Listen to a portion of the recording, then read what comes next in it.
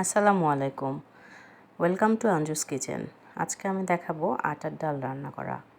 এখানে আমি 3 কেজি মাংস নিয়ে নিয়েছি। আদা, রসুন, জিরা বাটা, হলুদ, মরিচ, লঙ্কা গুঁড়ো, গরম মশলা গুঁড়ো এবং জিরা গুঁড়ো। পেঁয়াজ ভেজে আমি পুরোটা ঢেলে দিলাম। মাংসটা সেদ্ধ করে নিয়েছি, পেঁয়াজ বেরেস্তা করে ঢেলে দিলাম। চাল আমি আগেই ভিজিয়ে রেখেছিলাম এবং শিলপাটায় বেটে নিয়েছি। চালটি দিয়ে দিব। মাংসটি কিছুটা কষানোর পরে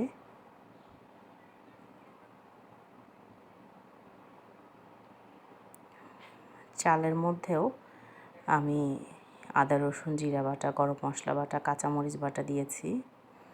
এখন এটা নাড়তে থাকবো এবং 10 মিনিট পর পর গরম পানি দিয়ে কষাতে থাকবো। এটা 10 মিনিট পরের অবস্থা। এরপরে আমি পানি গরম দিয়েছি, আবার 1 মগ পানি আমি এটাতে দিয়ে দেব কিছুটা কষানো হলে তারপরে। আর এটাতে লবণ ঝালের পরিমাণটা একটু বাড়তি দিতে হয়, তাহলে টেস্টটা খুব ভালো আসে।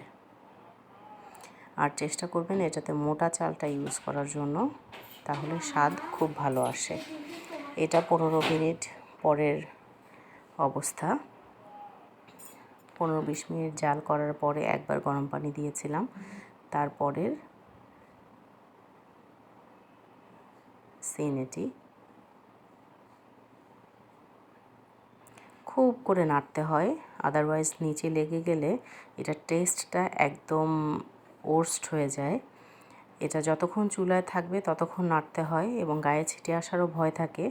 আমি এর আগে প্রতিবারই গ্যাসের চুলায় করেছি, কিন্তু এবার আমি ফার্স্ট ইন্ডাকশন কুকারে করছি। এটাই আমার কাছে বেস্ট মনে হয়েছে। ছিটায় না, গায়ে আসে না, খুব সুন্দরভাবে রান্না করা যায়।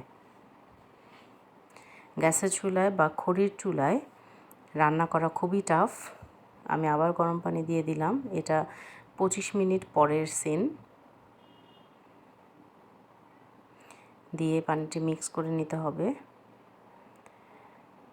আমার রান্নাটা প্রায় হয়ে এসেছে। আমি একটু গরম মশলার গুঁড়ো দিয়ে দিয়েছিলাম, জিরার গুঁড়ো দিয়ে দিয়েছিলাম নামানোর আগে। এরকম থিকনেসে আমি নামিয়ে নেব। খুবই সুস্বাদু হয়েছে। Thank you very much.